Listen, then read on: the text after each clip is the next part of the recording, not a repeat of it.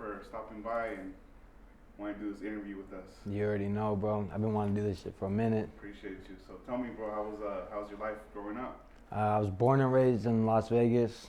Growing up, I was born at Sunrise Hospital right there on Maryland, and I think it's Desert Inn. So right here in the hood, Las Vegas type deal, you know. And I had 2 brothers, 1 sister growing up. It was pretty good for the most part at the beginning.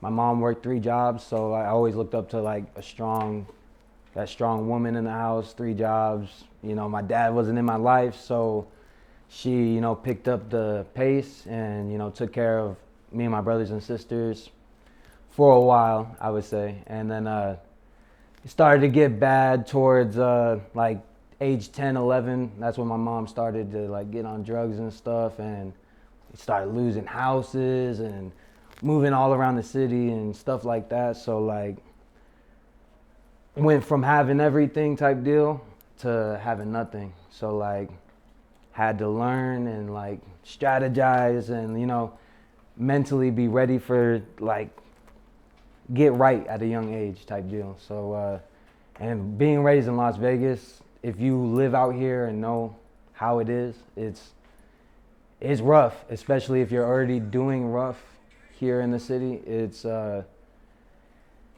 like loss after loss, and you just got to keep your head up and strive for better and keep moving forward, because this stuff will break you. Las Vegas will break you because the gambling, the drugs, the money, everything about this city, especially being young in it and growing up. So after about like age 10 type deal, started doing music more because I was in middle school and like getting into orchestra and jazz bands, playing guitar and stuff like that.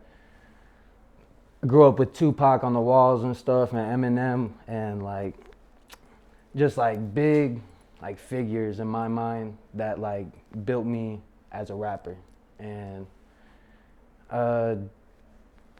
once I got into middle school, that's when I really started pursuing music and started writing and started, you know, telling my homies, let's get studio time. Let's, you know, like, let's make this the thing, you know, this is my dream. Let's push for it. Let's do this, you know. And after that, that's when I started taking it more serious. And, you know, the struggle, it delayed a lot of that music. So it's like, do you got money for studio time, or you got money for food? You got money for rent, or you got money for studio time? You got money for a music video, or you got, you know, you have to really look at what's more important in life at that time.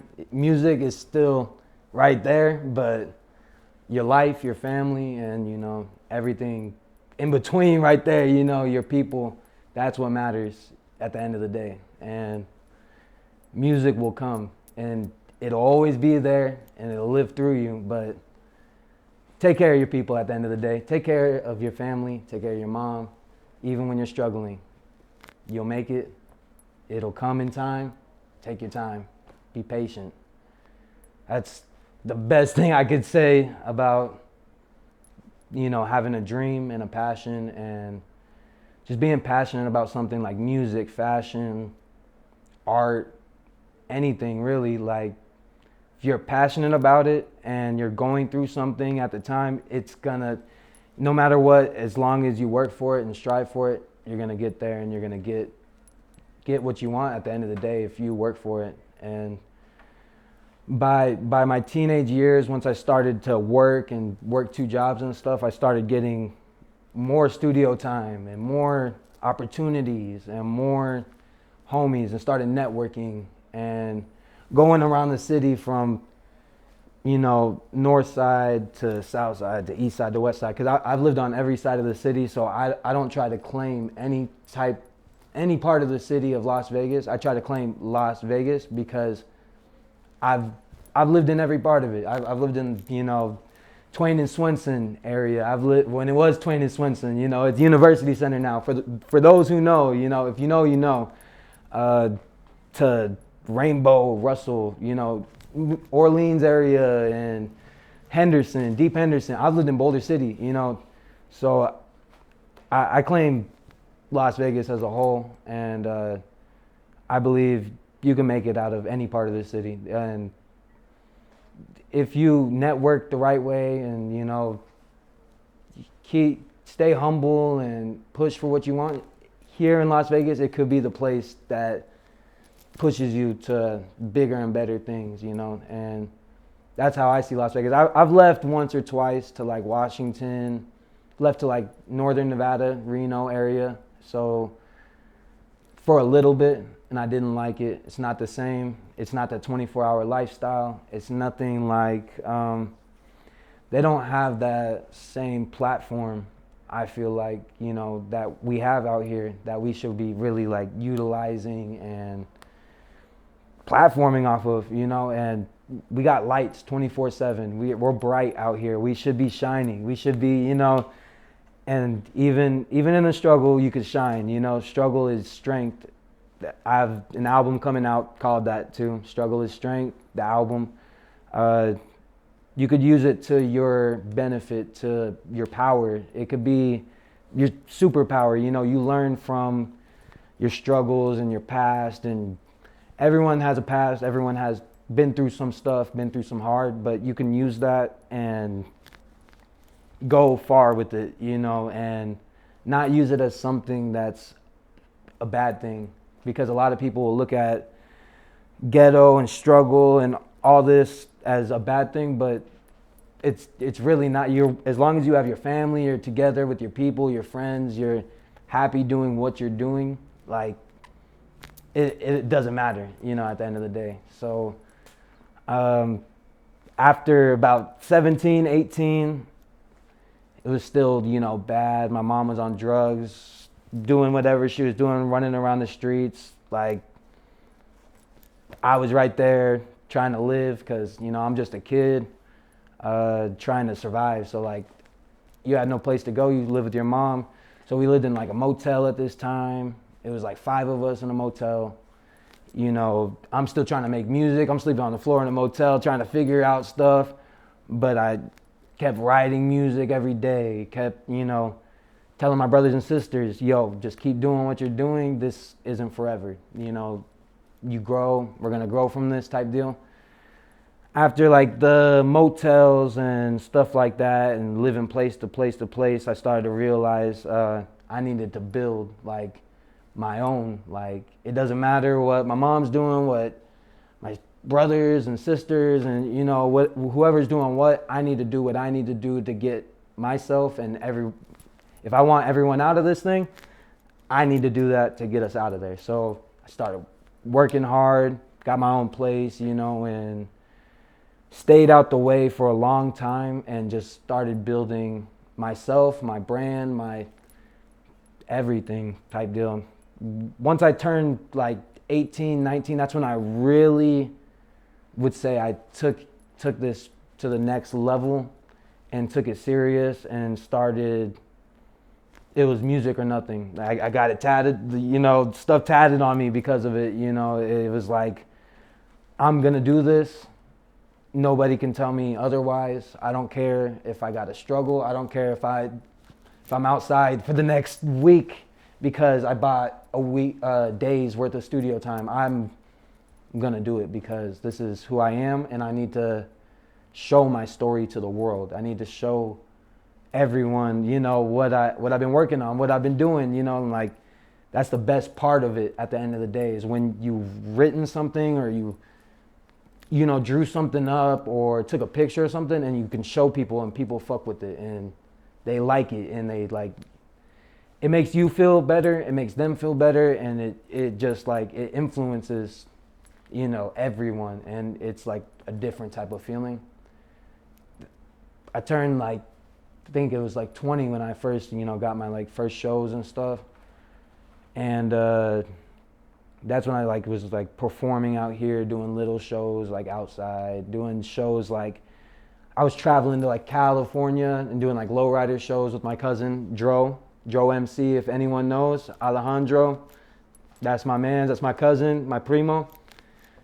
Me and him, he really put me on game, took me to, you know, the next level too, and brought me to do my first music video, Street Passion. And we were out there with the lowriders, you know, having fun. We were all in white tees, having a good time, and just doing music and doing what I loved and doing what he loved, and like just being with family and being around people that support you. It's like the greatest fucking feeling you can imagine. You got people like behind you that are like really want to see you shine, and that's like the biggest thing for me. Because like growing up with a mom on drugs and stuff, you don't have like all that support. She's off doing whatever the fuck she has to do to get high type shit, you know.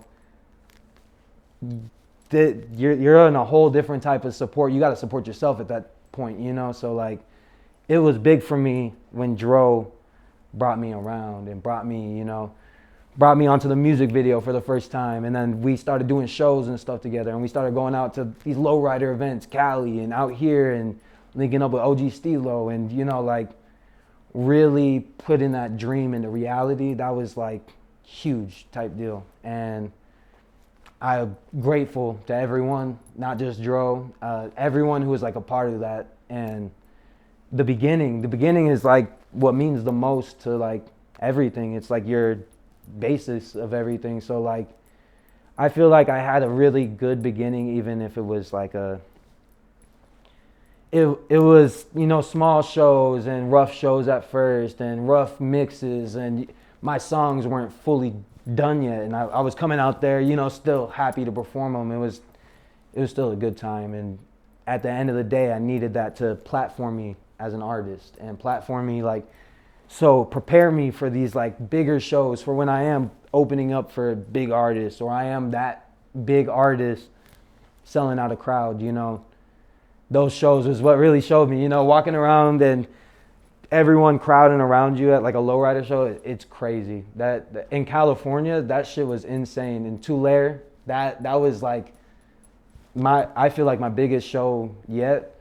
Tulare, California, y'all really did it up, and the lowriders out there were fucking insane. Never seen nothing like that. Like Vegas has a lowriding scene, but like California still, we feed off of you a lot. Thank you guys for that. I appreciate it. What would you say, bro, to the younger generation trying to come up on rap or any type of music? What would you tell them, or what would you tell your younger self? What I would tell my younger self, and even the younger generation, if you're doing it, just keep working at it, because what people don't know, like artists just don't. There are artists that do blow up overnight, but the real artists that are gonna be there and that are gonna have a longevity in this, the game, is gonna be the artists that put in the work and kept putting in work and dropping songs and kept writing and kept doing stuff and kept, you know, doing promo. Like marketing is key. No one told me that at the beginning, and I thought it was just get out there, rap. People are gonna share you all day. People are gonna post you. It's not that. You gotta be your biggest fan out there. You gotta be like your number one fan. You gotta be playing your songs just as much as your number one fan would be playing your songs. You gotta be posting your stuff just as much as your number one fan would be posting.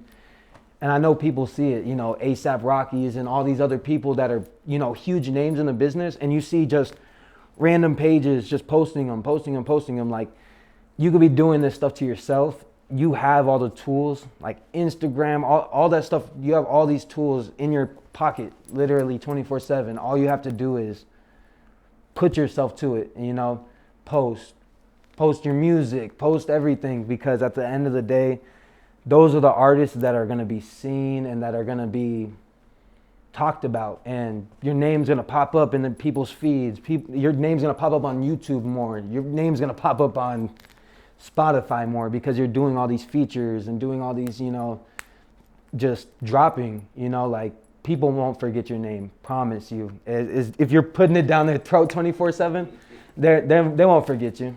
That's true.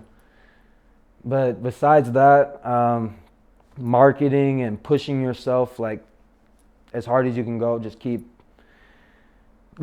just keep a level mind and don't give a fuck about what anyone has to say, because at the end of the day, there's going to be 1,000 people that love you, there's going to be 1,000 people that hate you, there's going to be 1,000 people that are in the middle about you, like, I don't know about this guy, maybe I like him, maybe I hate him, but you're going to keep gaining that as you go. And if you focus on that, you're not going to get anywhere, because you're just so focused on comments. And don't be focused on insights. Don't be focused on views, anything, because it's going to come in time. As long as you do it, just don't give a fuck. That's how I would best say it. Like, me, myself, I don't make particularly like the same music everybody else makes. I make more of like soulful, like backpack, spoken word, J. Cole vibe, Andre 3000, you know, it's like almost like talking on the track, but it's not, you know, like I'm being melodic with it. I had trouble with it at first because I was like, everyone else out here, California, East Coast, West Coast, they're making like trap, they're making this, they're making that. And I was like, fuck that, I'm gonna make me, like this is me, I feel this, you know, like whether it's trap or soul, this, like just make what you want to make at the end of the day. Don't make what you think people want, because that's going to put you behind boundaries and barriers, and you're going to get in these barricades where you're stuck because you don't want to go out of this bubble because you're scared of what, oh, everyone else is doing this. Like, pop the bubble and say fuck it, and you know, people are going to like it regardless, and they're going to have to, like, if you're doing it correctly, people are going to like it, you know. People are going to respect it. People are going to respect you as a person and respect, like, you being genuine, authentic to yourself. Just everything with yourself, that it goes into your art and it shows. It bleeds out, you know. And don't be fake. Just don't be fake out here, you know. It's real. It's definitely about people that you connect with too. Like, you know, you go to a show, you meet somebody, you know. Yeah, that could definitely, who you have yourself around and surround yourself around could show, like, could stop you from having these connections and networking with people and stuff. Like, you just gotta watch who you have yourself around, and it could get you into shit. And you don't want to, if you have a dream and you have a goal and stuff, you don't want people getting in the way of that and, you know, biting off your stuff and feeding off of you and, you know, all that extra stuff. It just takes all the fun out of it. It takes all the joy out of it. It takes, you know, it's like, you know, we all got to have our own thing. We all got our own thing, and it's gonna, sorry, fucking up right here. I need some water. Okay? Yeah, I'm all right. Thank you. Yeah, you definitely want to surround yourself with people that push you to do better. That's the truth. That don't want to put you down, that want to see you succeed. Yeah, that's exactly the truth. The people you want to hang out with. Yeah. Or surround yourself with. Yeah, because, you know, other creatives, it always helps. I like to surround myself with, you know, other people that create and cook and, you know, like, that are like, you know, like doing something, you know. I love the people that are like doing that, because it's not even a bad thing, but we feed off of each other. It's like when I'm in the studio with like a producer and he's like making a beat from scratch and I'm just rapping right next to him, like I'm getting a better flow because he's making this, and then like it just like builds your vision better. And like when you surround yourself with someone who doesn't have like their own vision, it just destroys it. It's just like drags you down, and you don't need that weight, you know. You got all these weights on you and you're waiting for someone to like cut themselves off. You need to just take the weight off of you and cut that person off of you, you know, and cut that cancer, because it just spreads. It just spreads. It spreads to you. Once you got it, you're spreading it to the rest of the population, and then now your whole team's, you know, doing bad because cancer. I know you were mentioning about your parents. Yeah. In the beginning. How old was your dad? I mean, how old were you when your dad left? So my dad left before I was born. My mom had me when I was like, I'd say 18. Yeah, 18. So when I was growing up, I was the oldest, and oldest of four siblings, or three siblings at the time. And it's different when you grow up with a mom that's young, like that's so close to your age that like everything, like fashion and trends and like everything to that. My mom raised me differently. She still raised me with respect and, you know, everything like that you should grow up with as a kid, like respect and hospitality and just being a genuine person, you know. But my mom also, you know, she raised me around rap music, and we lived in the hood, and we lived in, you know, and she was young, still trying to figure it out. So like, I don't blame her at the end of the day for what she did, and like, she's still figuring it out just as much as I was, like, as a kid, you know, and she's still a kid at that point, because I remember when I was 18, I was still fucking wild. So like, to think my mom had me at that time is like, damn, I don't even know how I would have been able to do that shit. Like, so she did a really good job, you know, for me, like, I give her that, you know. Being raised around something like young mom in the hood and all this, it influences your rap music and influences like you as a kid, because my mom liked that shit. So like I liked it, you know, like I liked, you know, listening to Tupac and Eminem and all this stuff. I liked, you know, saying fuck the police, you know, like riding in the car, you know, don't seatbelt. My mom was dope, you know. She never hid nothing from me, and that's, you know, I respect her for it. She would never lie to me. She never, you know, if she was doing drugs, she wasn't gonna tell me, nah, I'm not doing it type shit. She would tell me to my face, like, this is what it is, this is how it is, you know, what are we gonna do to deal with it type deal. And I appreciate her for that, because it made me realize the reality of the world. At the beginning of, you know, being a kid, you need to focus on school and stuff like that. You need to focus on yourself and just building yourself as like a child and stuff like that.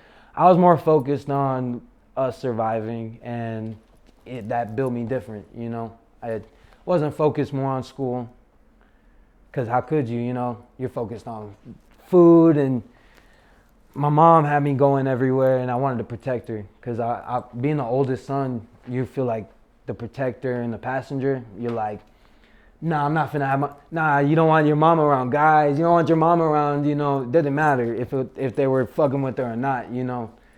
I just was like trying to be there as protector and didn't want nothing, you know, no harm to happen to her, because if you know the places I was around, you know, Indios and Boulder Highway and shit like that, you know, like, it's not easy, and it's not clean, and it's not nothing nice, you know what I mean? So I try to be there for her, for what I could be as a kid. You know, I left school at like, I think 16, I think it was, 10th, 11th grade type shit, because I was already helping my mom. I was already paying rent. I was already working 2 jobs. I was already, you know, like, doing everything I could for my siblings, for my family, for my mom, that like I couldn't focus on all that other shit. Yeah, I already learned guitar, I already learned violin, so I was like, yeah, fuck school. I know how to read notes now. I know how to do, you know, math, you know, I weigh out some stuff, whatever, you know, growing up. And I left school and just did my own thing and worked hard, worked on music. And yeah, basically made myself into the rapper I am today, and like the artist and the man I am today. You know, like I try to stress that a lot, that I'm still a person. You know, I may be a rapper, I may be doing this, I may be doing that, I may be, you know, here, there, whatever. But still, we got feelings at the end of the day. We still got emotions. We still people at the end of the day. We still go through our own things, you know, like, you know, I don't look at anybody differently for that. But yeah, just be your true self, and grow through the things that you go through, and don't let it drown you. Don't let that shit pull you down, because I let it pull me down for a lot of that time because it delayed the music. I wasn't doing shit because I was, thinking that I got to do this, I got to do that. But, I started pushing more of a positive outlook on life. I started I didn't want any type of drugs around me. I don't want anything around me. I want to just, if it's not weed around me, if it's not this around me, and if it's not these people around me, and it's not this type of situation, I don't need it around me. And I just moved differently, and I had a drastic change type deal. I just thought about it one day, and I was like, what the fuck am I doing? I say I'm a rapper. I say I'm doing all this, but what am I doing? I need to drop shit. I need to do something. I need to get out there. I need to be rapping. And if I'm a rapper, what am I doing right now? I'm not rapping. I'm talking. You know what I mean? I got to be out there on wherever I need to be, whether it's shows, whether it's the corner, rapping, whether it's rap battles, freestyles, on the Instagram reel, rapping my song, word for word, whatever it is. I need to be doing that. And that's when I just started I need to document my life. I started taking pictures a lot more. I wasn't really photo friendly at the beginning, because when you're struggling, you don't really give a fuck about your image. You don't care about none of that shit. You don't care about chains and clothes and fashion and stuff like that. I gave a fuck about, living type deal. So once I got out of that mindset and I started really living my life and not living to die type deal, dying to live, I just started to really document myself. And my girl Denise, she helps out a lot. Shout out to Denise. If anyone knows her personally, sweetest person in this world, most supportive person. But pictures, she's amazing. The photos, she says she's not a photographer, but she does all my photos, and if you've seen them, they're sick as fuck. She took a lot of my photos while I was doing my promo, and I just started running around, whether I was at a gas station or whether I was out at a lake. I was doing promo. I was take a picture of me, take a picture of behind, take a picture of my hat, put my song on it, do whatever we got to do. I want to make it so we can make it, and my family can make it, and my siblings can make it, and my mom can make it, and maybe I could change shit, Because even if you make it, sometimes you can make all the money in the world. It doesn't change a person. It don't matter. So my mom could still, I could still make it today, make $1 million, and my mom could still be down bad. So I'm not saying that that's what I'm waiting on or anything like that, but it definitely could change our lives drastically. So started pushing for that, for an end goal. I could do this. I can make it. Running around the city, doing videos and promo and stuff like that. Shooting. Shout out to S-Flex, Shadow Flex Films. He's been that guy. Known him since he started shooting. That man shot a lot of my videos, most of all my videos, and really gave me more of the push I needed and support I needed, and told me, bro, just what the fuck are you doing? You need to drop, bro. You got all this fire music. You trying to show me all this unreleased songs. Show me it when it's dropped. I was like, you're right, and then it changed my mindset more, and getting those opportunities, it just kept building me as an artist. And I was got my board on the wall with my marker and stuff, and I just started writing down all my ideas, all my promo ideas, all my music ideas, all my songs, and filling that board every day. So I'm never not doing something. I know my girl hates it sometimes because I'm fucking here, there. Oh, I gotta, the interview, this, that, type of shit. Then I'm, trying to live my life as a regular person too.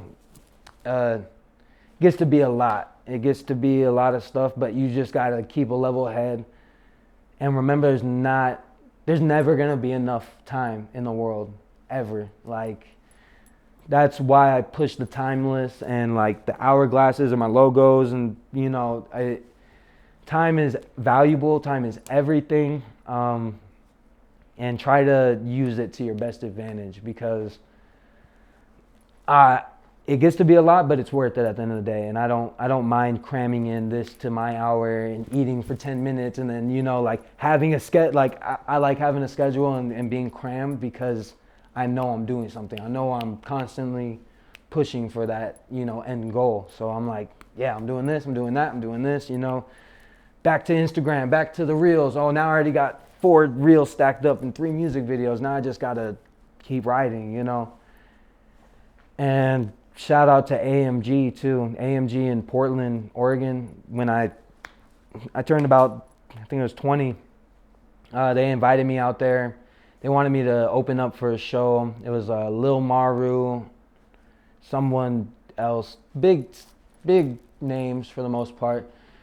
And me and my cousin Dro were supposed to come out there. We buy our flights, we get to the airport, and we miss our flight. And we're like, fuck, we're about to go do this big ass opportunity, our biggest show yet. Like, we were distraught type deal.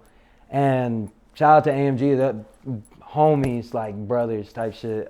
Spencer, Ronan, Mo, Stonham, shit. Everyone from out in Portland, they still showed support, they still showed love, still wanted us out there, still, you know, pushed for us to come out there.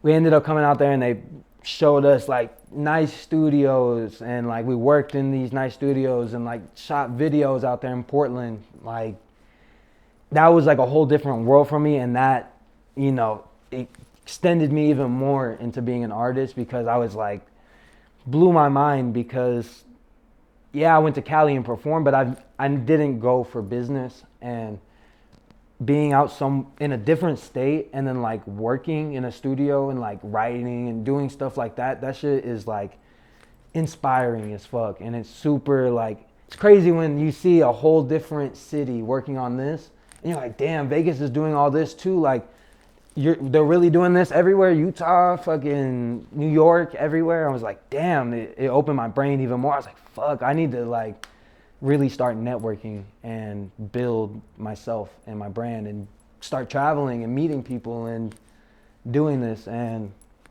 yeah, still to this day, Spencer Boston, FH Ronan, shout out to y'all. Be out there in like 2 weeks. We're gonna do it up. They thank you for the love and support. We keep going. We're doing it up even bigger than we did type deal. And then I know you mentioned about the brand. Tell me about the brand. So the brand, I'm doing a collaboration with the Vindicated clothing brand. Shout out to the CEO of Vindicated, Eddie. That's my boy. What's up, Love Eddie? you, boy. You already know my boy. This is one of our garments. This is the concrete rose. So that one's like a deeper meaning. That has to do a lot with my influence from Tupac and my mom, like having them on the walls and shit as a kid. He had a poem growing up that I learned, and my mom, you know, showed me and stuff like that. It was called The Rose from Concrete. So it was about like a rose that grew out of the crack of a concrete, you know, when they thought it wouldn't grow. So that has to do with the struggle and coming from nothing. You can grow out of wherever you come from. It doesn't matter, you know. And that concrete, you know, made it out of the rose made it out of the concrete. And this is one of the garments out of 5. This is the second garment out of 5. This one's just a sample though. This one's not the final one. We got 3 other ones. I got a baseball jersey, a timeless baseball jersey. It's black and white. It's got a big hourglass on the back with wings saying like time flies, and it says it's an invaluable currency with time. Time is more valuable than money, weighed in type deal. And then we got a quote on the back. We got a hoodie dropping. It's a camouflage hoodie, which I'm super excited for because I don't see a lot of streetwear merch out there that's doing camo like that. And I want to bring camo back. I'm a big fan of the street brand Bape. So like that was like a big influence of why I did camo too, because Bape is still one of my favorite brands to this day. People hate me for it. People are like, why do you like this brand? I just like it. Once I grew up, I got into fashion. Like once I grew out of the struggle phase and like started focusing on me. Excuse me. Let me drink some water real quick. Once I got out of that struggle phase, I really got deep into like liking what I liked in fashion, and whether it was Louis Vuitton something or if it was like a Hanes t-shirt, if I like it, I like it. I don't like to push like everything name brand type of deal. Like name brand shouldn't be besides my brand, you know, brand yourself type deal.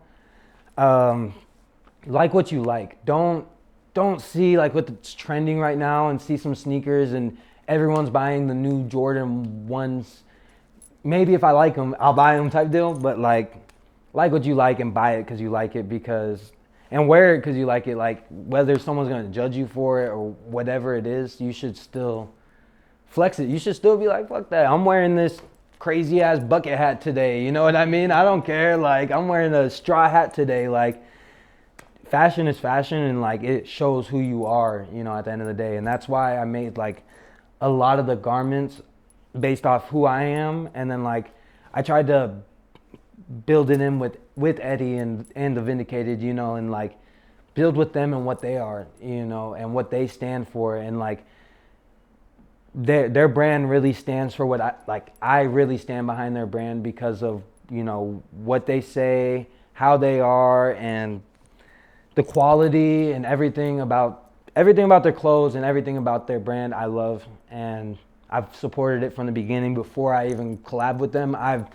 was buying t-shirts and just posting it to post it because I liked it. And Eddie thought, you know, whatever, he was like, maybe this kid just wants promo. I didn't want shit from him. Like, you know, I liked it. I liked, you know, someone who's local like me doing something. Like you're in the city and you're pushing something that you love and that's your dream and your goal, and you're doing it. Like I respect that 100%. And me and Eddie, ever since then, we just connected, and it was just like it just kept feeding off each other, you know. And that's how like the collaboration happened. It was just like feeding off of him to me. Like I came to him with like fucking 5 pages of like shit. Like I was like, all right, I don't know if we should do this tee, and you know, we figured it all out at the end of the day. We got a tiki tee coming out, which is a laugh now, cry later tiki tee with the 2 tiki heads.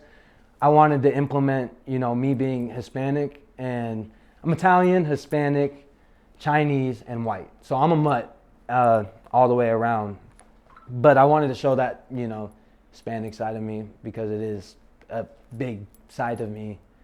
It's deep, you know. I wanted to push, you know, Eddie being from Hawaii and that culture, you know, I wanted to put it all together, mash it together, and just see how it came out. And it came out amazing. Everyone, check out my merch when it drops. It should be like 2 weeks, week and a half. We're pushing. Yeah, so just keep your eyes peeled. Edboii Corleone and the Vindicated. Follow the Vindicated on Instagram, and you'll see all our drops, all our modeling, all that good stuff, you know. I'm so excited. You have no idea. All the work, blood, sweat, and tears that Eddie put into it, and me. I'm Eddie too, so, you know, the 2 Eddies put in that work, blood, sweat, and tears. He did a lot more than I did, you know. He designed everything. He printed everything, pressed everything, you know. Respect that a lot from Eddie. And we got stuff embroidered, you know, like we put a lot of work into it.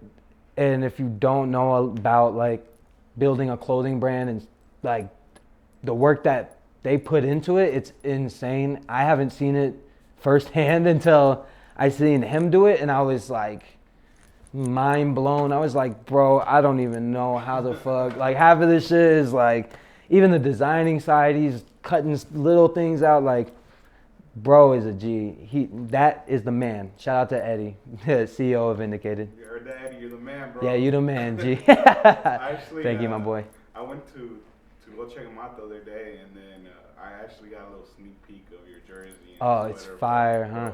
I'm not gonna lie, those are badass, bro. Bro, I had to, and I love baseball, so it was like I rocked those, and it looked so clean, and the white striping. You know, I was like, I had Beautiful, to. bro. And then, Thank you. And then once I seen the camouflage, bro, I even told Eddie, I'm like, bro, this shit. Yeah. Because he took me back to the 90s. Yeah. The 90s was everybody was wearing, you know, Camo, like, everything. It was gray camo. Shoes, pants, all the time, you know. I love that, and I love that. I love bringing it back. You know what I mean? Like, let's push it back. I remember the camo cargos and all that shit. I was like, bro, come on, like let's do camo because nobody else is doing it anymore. Like, let's do it. On the back, it's got like a crown on top of like broken bones, and it's saying struggle is strength and stuff. So like, it goes into my album and everything. You know, it feeds all into it. And he has like a long quote on there that I love. And I love that it's super long on the back. And I can't remember it word by word, but shout out to Eddie for that quote. When you guys see the drop, you're going to love it. It's sick.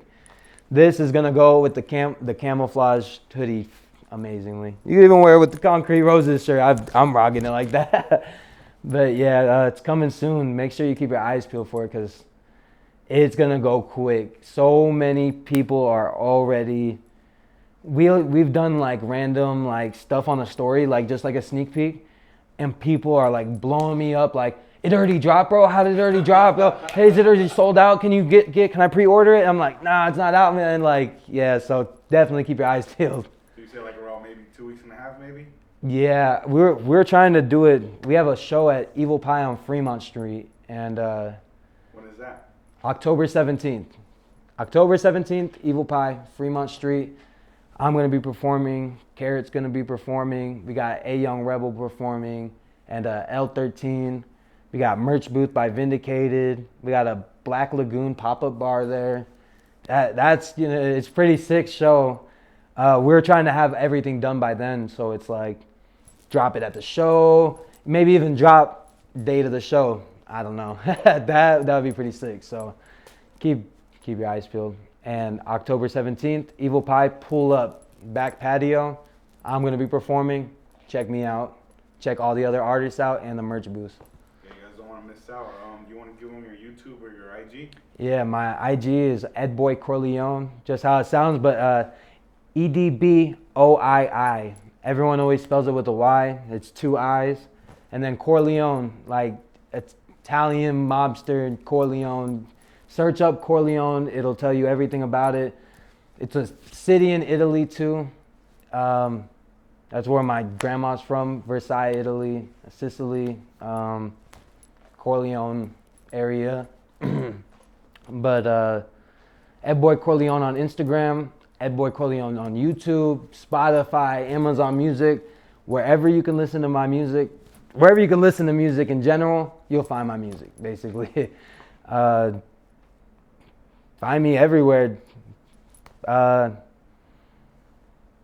don't know. Sorry, I'm pushing blanks here. No, but I think that should be good, bro. Thank you. I want to say thank you, bro. I definitely can't wait to put this one out. Yeah, I appreciate it, bro. And thank you for letting me like tell my story and like really put that out there, and you know, kind of like a dark side of Vegas. And one of the artists, another upcoming Vegas rapper that is doing like soul rap and backpack rap, and you know what J. Cole and like all those other artists have done for music type deal.